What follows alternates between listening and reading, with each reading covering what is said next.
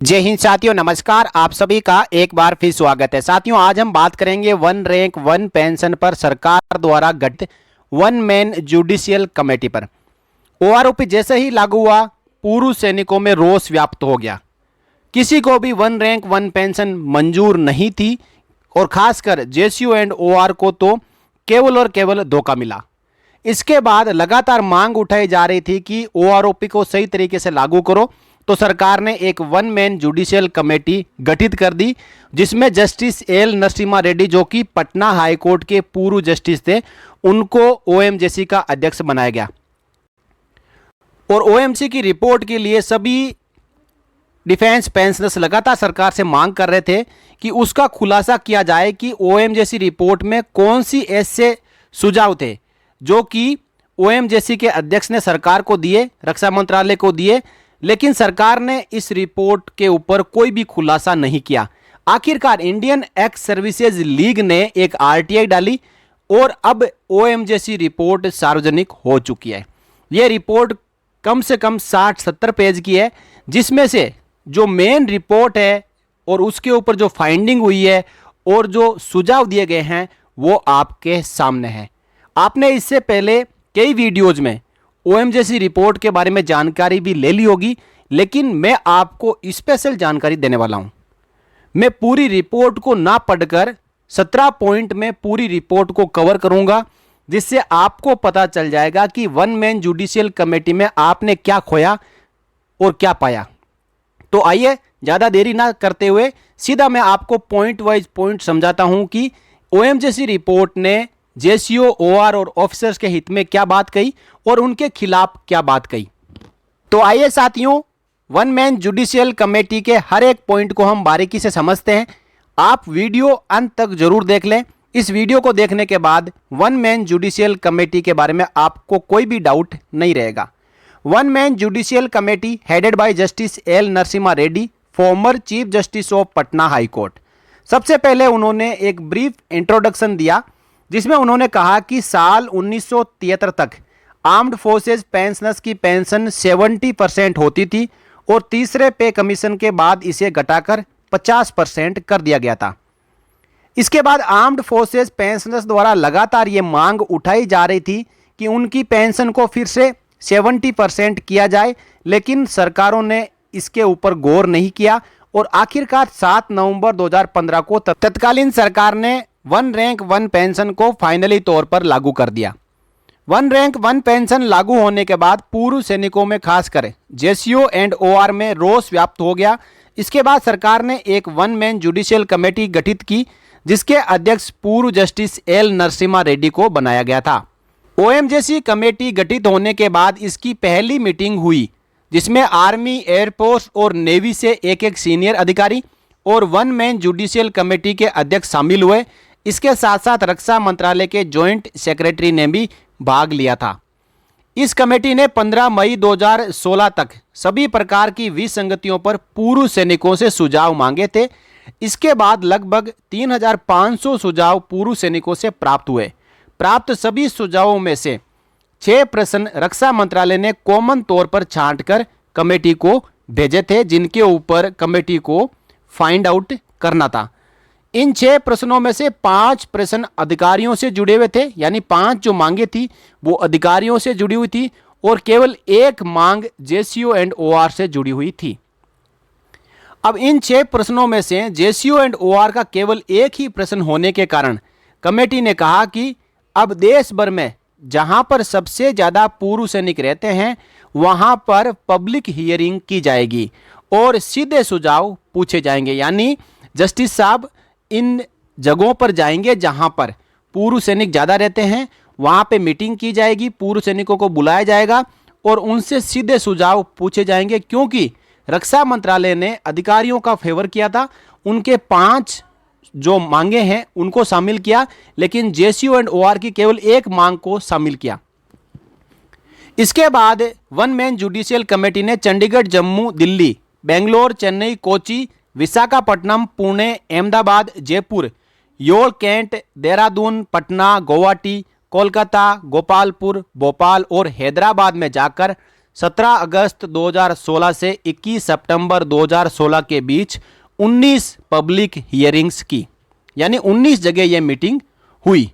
और देश भर में इन 19 जगहों पर पब्लिक हियरिंग के दौरान सैनिक संगठनों के साथ साथ जो व्यक्तिगत सैनिकों के सुझाव भी आए और उन सभी सुझावों को लेकर कमेटी ने 27 सितंबर 2016 को नई दिल्ली में फिर से एक बार मीटिंग की। इस मीटिंग के दौरान department of ex serviceman welfare के सेक्रेटरी, सीजीडीए के डीजी और सीजी और तीनों सेनाओं के सीनियर अधिकारी शामिल हुए। इसी के साथ साथ डीएसए यानी डिफेंस स्टडी एंड एनालिसिस के अधिकारी भी आए और डीएसए के अधिकारियों ने दूसरे देशों में डिफेंस पेंशनर्स के लिए जारी की जा रही पेंशन के बारे में भी कमेटी को समझाया। कमेटी ने आगे बताया कि देश भर में 19 जगहों पर की गई मीटिंग के दौरान सबसे ज़्यादा यही मुद्दा उठाया गया कि ये वन रैंक वन पेंशन केवल अधिकारियों के लिए फायदेमंद है, जेसीओ और ओआर को ओआरओपी में धोखा मिला है। तो ये था ब्रीफ, यानी इंट्रोडक्शन दिया कमेटी ने। 11 पॉइंट में मैंने आपको कवर किया है। अब कमेटी ने जो डिस्कशन और रिकमेंडेशंस दी है वो एक एक करके आप बड़े ध्यानपूर्वक सुन लें। इनमें से कुछ रिकमेंडेशंस आपके पक्ष में है और कुछ आपके खिलाफ है। सबसे पहला प्रश्न था कि क्या रिजर्विस्ट को भी वन रैंक वन पेंशन का लाभ दिया जाए? तो इसके ऊपर कमेटी ने कहा कि हाँ, रिजर्विस्ट को भी वन रैंक वन पेंशन का लाभ दिया जाना चाहिए और जहां पर रिजर्विस्ट जिंदा नहीं है, शहीद हो चुका है या डेथ हो चुकी है तो उनकी विधवा को family pension one rank one pension के तहत दी जानी चाहिए। इन सभी पर department of ex serviceman welfare काम करेगा और रिजर्विस्ट के डाटा को इकट्ठा करेगा, क्योंकि रिजर्विस्ट ही थे जिन्होंने 3 लड़ाइयां लड़ी। अब इसके बाद दूसरा जो प्रश्न था वो था कि क्या वन रैंक वन पेंशन के अंतर्गत एमएससीपी का लाभ केवल उन पेंशन भोगियों को देने के निर्णय में किसी संशोधन की आवश्यकता है जिन्होंने वास्तव में एमएससीपी कमाई है। यानी इसका इंग्लिश में मतलब होता है whether the decision to grant benefits of MSCP under OROP only to pensioners who have actually earned requires any modification, यानी जिनको एक्चुअली एमएससीपी मिली है उनके नियम में ओआरओपी में कोई संशोधन करने की आवश्यकता है। तो ओएमजेसी ने कहा कि यह सिफारिश की जाती है कि प्रेजेंटली जहां कहीं भी एमएससीपी की अवधारणा प्रचलित है, आर्म्ड फोर्सेज में किसी भी व्यक्ति के लिए उन रैंकों में शामिल पूर्व सैनिकों को एमएससीपी का लाभ दिया जा सकता है, उन्हें उन्हीं शर्तों के अधीन करके जैसा कि अवधारणा के तहत लागू हो। तथापि यह महसूस किया जाता है कि यदि कोई भूतपूर्व सैनिक एमएससीपी का लाभ देने के लिए पात्र पाया जाता है तो उस संबंध में बकाया राशि की गणना केवल उसी तारीख से की जा सकेगी जिस तारीख को वन रैंक वन पेंशन लागू हुआ था। यानी ओआरओपी जिस दिन को लागू हुई उस दिन कोई एलिजिबल था, किसी को एमएससीपी मिली हुई थी, तो उसको ओआरओपी के दायरे में भी लाना है, ऐसा कहा था वन मैन जुडिशियल कमेटी ने। अब तीसरा सबसे मेन प्रश्न था वो था कि क्या 33 साल वाले से ऊपर क्वालिफाइंग सर्विस वालों के लिए भी पेंशन टेबल जारी करनी चाहिए, क्योंकि ओआरओपी 1 में जो पेंशन टेबल जारी हुई थी इनिशियली वो 33 ईयर क्वालिफाइंग सर्विस वालों के लिए या 33 साल तक की क्वालिफाइंग सर्विस वालों के लिए हुई थी। तो इसके बारे में पूर्व सैनिकों ने सवाल उठाए कि किसी किसी की 33 साल से ज़्यादा भी सर्विस हो सकती है और खासकर अधिकारियों ने ये सवाल उठाए थे।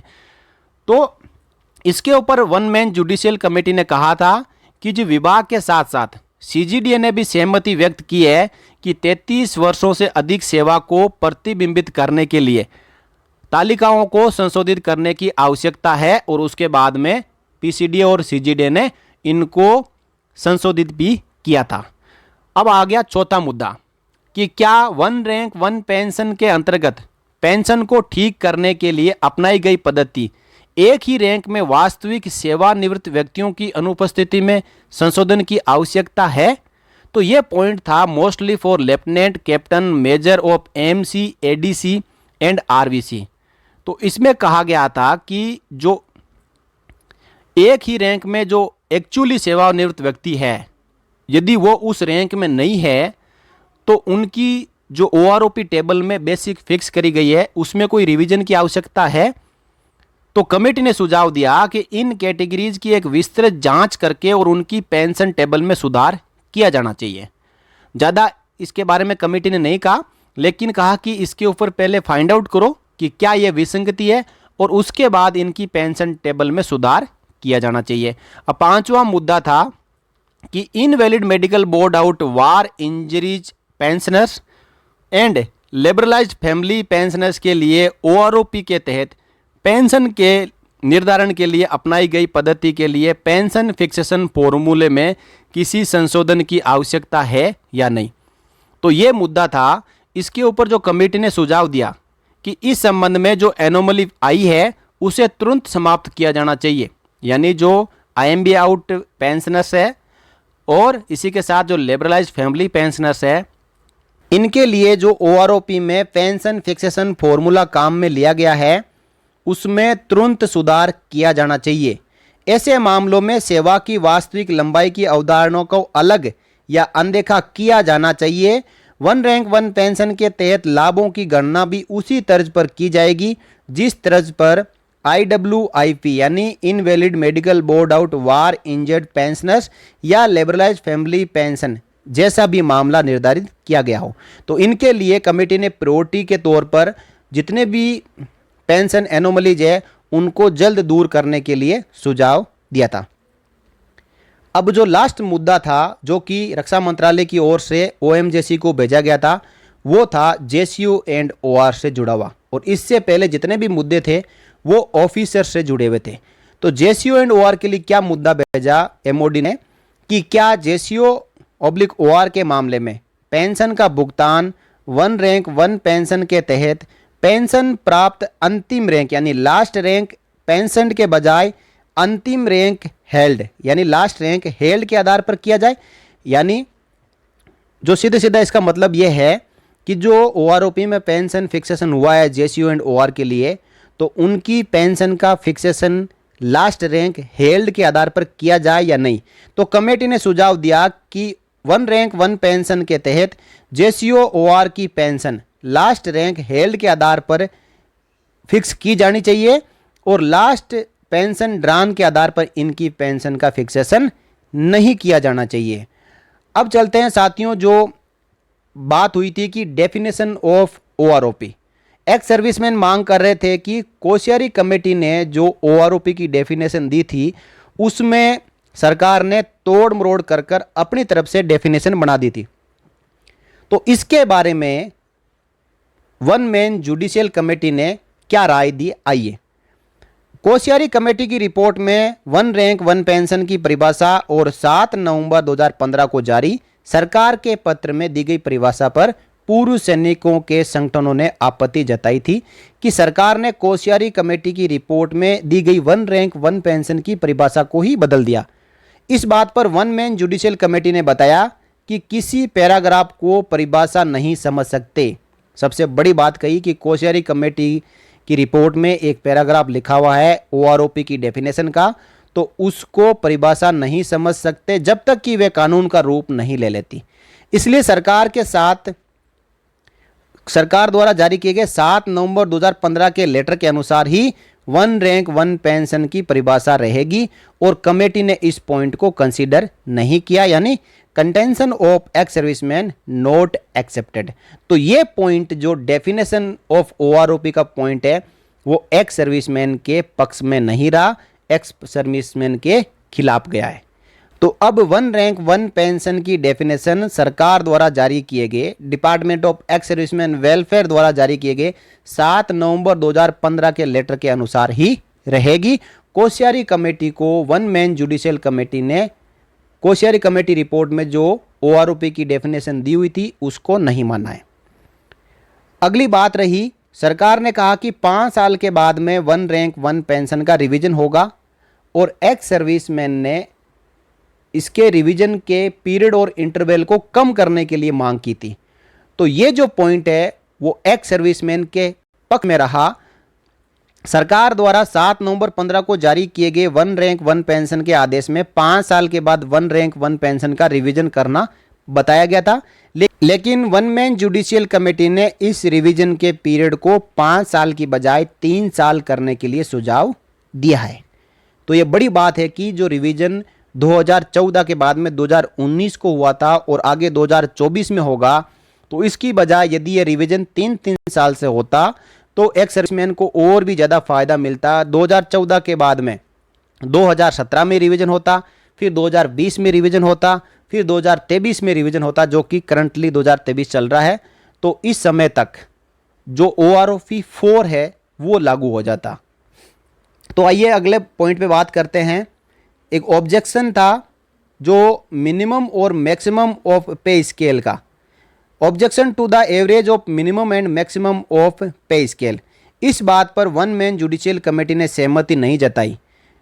ऑब्जेक्शन ये था कि जो मिनिमम और मैक्सिमम का एवरेज की जगह जो हाईएस्ट ऑफ द स्केल के आधार पर पेंशन फिक्स करनी चाहिए। तो इस पॉइंट को OMJC रिपोर्ट ने नहीं माना और कहा कि कोई एक सैनिक जो maximum of the pay scale pension ले रहा हो तो उसके बराबर नीचे वाले सैनिक की पेंशन को किस प्रकार कर दिया जाए, ये न्याय संगत नहीं है।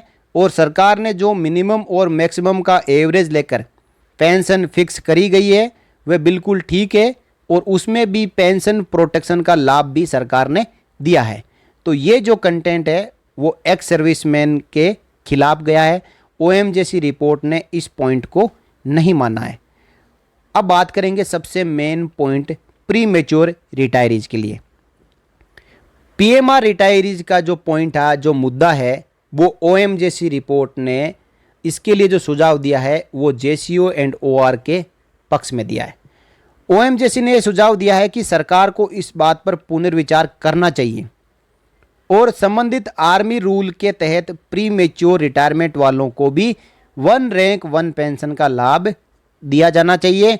जैसे कि कोई सीनियर सुपरसीड हो जाए और जूनियर का प्रमोशन हो जाए, तो ऐसे मामले में यदि सीनियर प्री मैच्योर रिटायरमेंट ले लेता है तो उसको OROP का लाभ मिलना चाहिए। और इसी के साथ साथ जो 4 आर्मी रूल है, उन 4 आर्मी रूल के तहत यदि कोई PMR आता है तो उनको छोड़कर बाकी सभी को प्री मैच्योर रिटायरमेंट के लिए OROP का लाभ मिलना चाहिए। और अब 11वां पॉइंट है fixation of a pay structure as 2014 and not 2013, यानी base year to be taken as 2014 in place of 2013। 1 rank 1 pension 1 में जो मिनिमम और मैक्सिमम पेंशन का एवरेज निकालने के लिए जो बेस ईयर लिया था वो 2013 लिया था, जबकि एक्स सर्विसमैन ने मांग की थी कि OROP 2014 में लागू हुई थी, इसलिए 2014 को बेस ईयर माना जाए। तो इस बात पर वन मैन जुडिशियल कमेटी ने अपनी सहमति नहीं जताई। अगला पॉइंट है the extension of benefit with effect from 1 April 2014 instead of 1 July 14। Ex serviceman की यह भी मांग थी कि जो 1 जुलाई 2014 से 1 रैंक 1 पेंशन लागू की है उसकी बजाय इसको 1 अप्रैल 2014 से लागू करनी चाहिए, यानी 3 महीने और एडवांस इसको लागू करने की मांग की थी। तो इस मांग को भी वन मैन जुडिशियल कमेटी ने नहीं माना, उसने अपनी सहमति नहीं जताई। अगला मुद्दा और पॉइंट समझते हैं pension of honorary commission ranks on par with regular ranks. Honorary captain और लेफ्टिनेंट की जो पेंशन है वो रेगुलर कमीशन्ड अधिकारियों के रिटायरमेंट के टाइम पर जो पेंशन होती है उसके बराबर मिलनी चाहिए।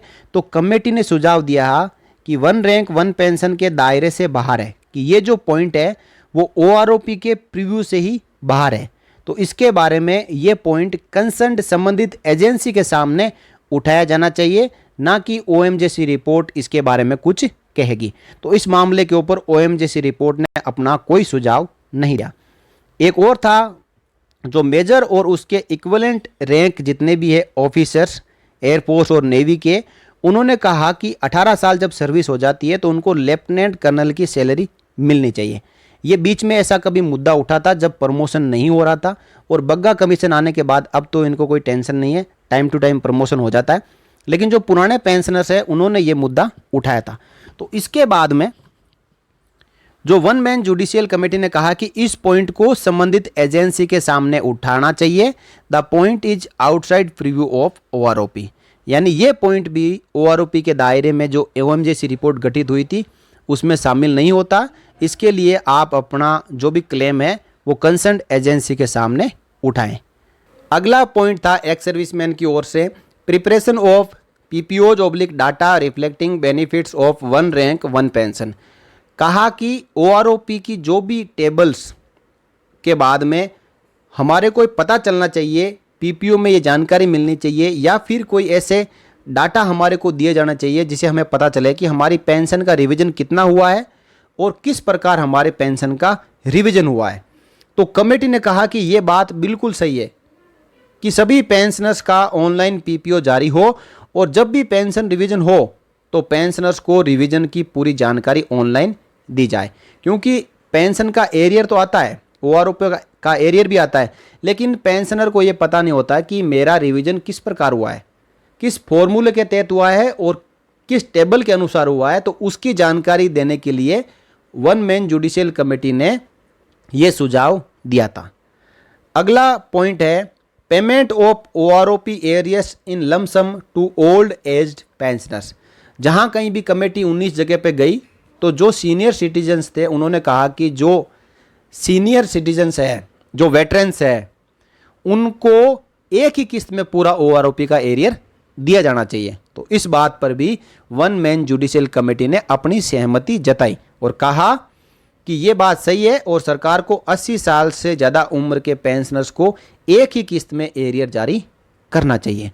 अब आता है सबसे लास्ट पॉइंट।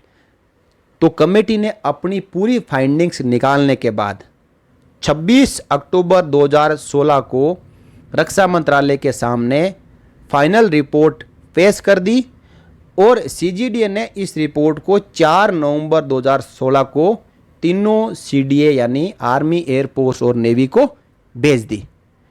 तो ये थी पूरी की पूरी वन मैन जुडिशियल कमेटी की रिपोर्ट। इसके अलावा उस रिपोर्ट में कुछ भी नहीं है। मैंने आपको उस रिपोर्ट के हर एक कंटेंट को बिल्कुल ब्रीफ में आपको तरतीब वाइज यहाँ पे समझाया। अब आपको ये पता चल ही गया होगा कि जैसे रिजर्विस्ट का मुद्दा हो गया या प्रीमेच्योर रिटायरीज का मुद्दा हो गया या जो ऑनलाइन पीपीओज का मुद्दा हो गया या 80 साल से ऊपर वालों को एक ही किस्त में एरियर देने का मुद्दा हो गया, ये सब मुद्दे तो एक्स सर्विसमैन के हित में गए और इसके अलावा जितनी भी मांगे थी वो एक्स सर्विसमैन के खिलाफ वन मैन जुडिशियल कमेटी ने अपना सुझाव दिया था। अब साथियों आप समझ सकते हो कि जिस वन मैन जुडिशियल कमेटी का आप इंतजार कर रहे थे, बेसब्री से इंतजार कर रहे थे, उस कमेटी की रिपोर्ट में आखिरकार है क्या। तो मैंने यहाँ पे आपको हर एक चीज़ यहाँ पे समझा दी है। इसके बारे में आपको और भी कुछ पूछना है तो आप कमेंट बॉक्स में अपना सुझाव रख सकते हो, कमेंट रख सकते हो, अपना प्रश्न रख सकते हो, क्योंकि मैंने इसका डिटेल्ड एनालिसिस किया है। तो यदि ऐसा कोई पॉइंट छूट भी गया है तो मैं आपको वहाँ पे समझाने की कोशिश करूँगा। तो साथियों इस प्रकार मैंने आपको जो जानकारी दी, मैं आशा करता हूँ कि आपको हर एक पॉइंट समझ में आया होगा, वीडियो आपको अच्छा लगा होगा। तो आप अपनी तरफ से इस वीडियो को लाइक और अन्य साथियों की जानकारी के लिए शेयर कर सकते हो, ताकि जो ओएमजेसी रिपोर्ट में जितनी भी बातें लिखी हुई है वो उनको समझ में आ सके, वो ये समझ सके कि सरकार हमारे लिए क्या कर रही है और जुडिशियल कमेटी ने हमारे लिए क्या सुझाव और क्या हमारे लिए मुद्दे सरकार के सामने पॉजिटिव तौर पे रखे थे। इस वीडियो में इतना ही साथियों, मिलेंगे अगले वीडियो में एक और जानकारी के साथ। तब तक के लिए जय हिंद, जय भारत, वंदे मातरम।